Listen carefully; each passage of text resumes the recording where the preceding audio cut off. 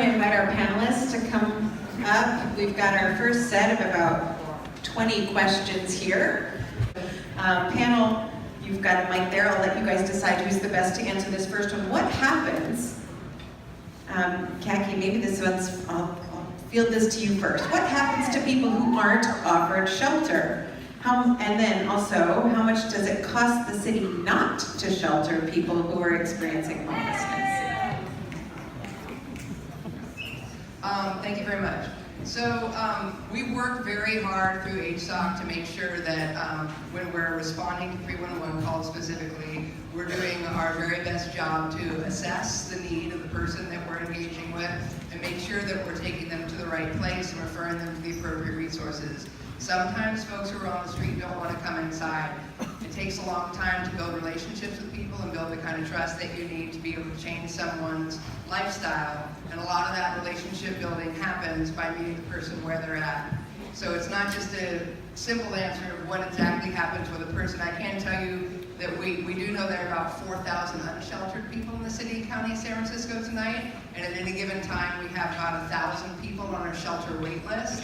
And those are people who are waiting for one of the many beds that are self-referral process through either 311, getting on a wait list number, or going down to MSC South and putting yourself on the wait list, or hanging out until the possibility of a one-day bed occurs.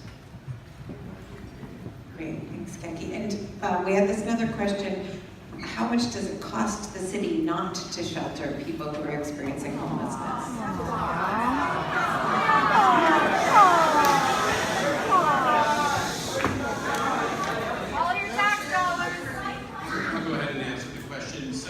It's really hard to say, but there's been estimates done. Santa Clara County did a really good study that shows that it costs about $80,000 a year in order for if somebody's living on the streets in terms of extra medical care and other assistance that they need living on the streets. It's certainly been proven over and over again that sheltering and housing people experiencing homelessness is actually more effective and more cost effective than having folks living out on the streets. I also want to say that one of the things that happens to people who are living on the streets is that they get extremely sick and that they are at greater risk of dying. Every year we have over 200 people who die generally alone on the streets, and shelter and permanent housing is an excellent way to address those health concerns and the concerns that occur when people are living homeless. Thanks, Jeff. Our next question, if the police are slow to respond due to short staffing or gridlock, what will change? As I mentioned before, our commitment is to respond here rapidly. What's different from all the other navigation centers is really having that direct access, having the security connected directly with us, having the 311 queue specialized in Healthy Streets Operations Center so we can make that a priority.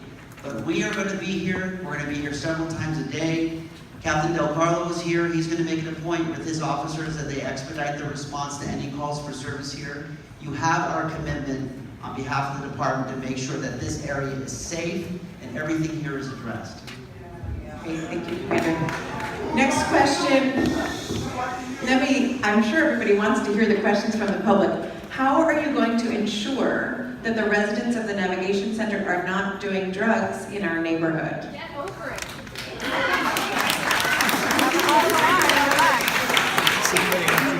By having our presence here, by being very proactive on patrol, by responding rapidly to calls for service, we're going to make sure that there is not drug usage on our streets, people sitting down. We're going to ensure that our encampments are there's not encampments popped up.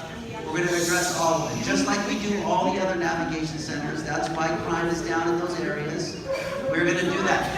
We're going to continue to do that. And one last thing I'd like to say is sometimes when the police officers have to deal with those issues, they need a place to bring people. And that's why the Navigation Center works for that reason.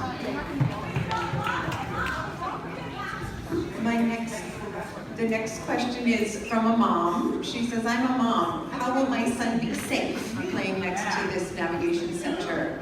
How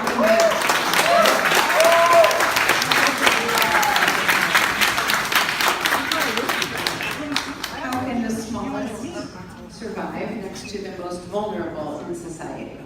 Well, I just just want to repeat what Public Works did such a great job talking about the design, and there's no lines outside. We're not going to allow anyone to sit down or to even congregate outside. The entrance is in the back side of the navigation center. The bottom line is that individuals, just like all the other navigation centers, are not allowed to hang out at all. And we are committed to making sure that that stays the same here. The next question, I want to get I just wanted to add one thing. So in the history of all of our navigation centers, we've never had an incident where somebody's child was hurt or where there was anything that any parent complained about anything. Also, one of the most densely populated neighborhoods in the city with children is actually the Tenderloin neighborhood. And Next question is, why is it important to have a safe place for people to sleep?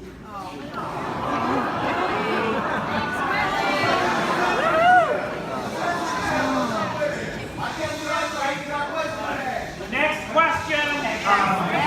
yeah, so providing places for people to come in and engage with services is one of the best ways to create access to people exiting homelessness. Speaking from personal experience, I can tell you that a number of interventions were necessary for me to finally find the avenue that best suited me.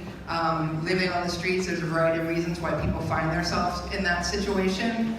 One of the cool things about these navigation centers and these safe centers is we've listened to the reasons why people that are chronically homeless, that actually make it the hardest to change the numbers of homelessness on the streets. We're having a difficult time trusting that they would get any help coming into a shelter, allowing them to come in with their partners, with their pets, creating a low barrier environment that's high on services, connecting them to the medical, psychosocial, employment opportunities that they need has proven to be throughout the United States the best way to decrease the point in time count. The other thing I'd like to add is oftentimes these individuals are victims of crimes, and so they're on the streets or they're sleeping in doorways, etc. And criminal activity is attracted because they become victimized. And so to the extent that there's less on the street, we reduce crime that way as well. How many homeless in San Francisco are drug addicts? And what are the resources available to keep them clean and the public safe? So San Francisco has approximately 22,000 injection drug users in the city. So the vast majority of those individuals are actually not homeless. We estimate about 30% of the people who are experiencing homelessness have about a third have some type of substance use disorder or mental health issue. I mean, I think it's important to note here, we've been talking a lot about crime and substance abuse and mental health issues, and I invite you to go onto our website and look at the point in time count, and you'll see that most people experiencing homelessness do not have mental health issues. Most people experiencing homelessness do not have substance use issues. Most people experiencing homelessness are much more likely to be the victims of crime than the perpetrators of crime. Question is related, so maybe we can get at it more. How will the neighborhood safety be assured if drug users must leave to do drugs outside the building?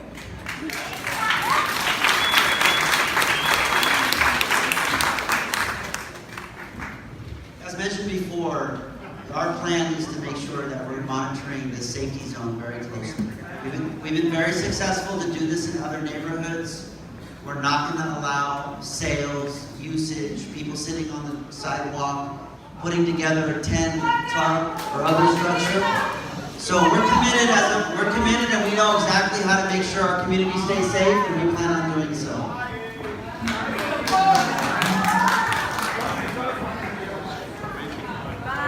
I have a question about deployment of city workers. Will more city workers be deployed? Will there be increased hiring to keep the streets clear? And will there be more police to prevent break-ins? So, We live in San Francisco. We live in San Francisco. We live in San Francisco.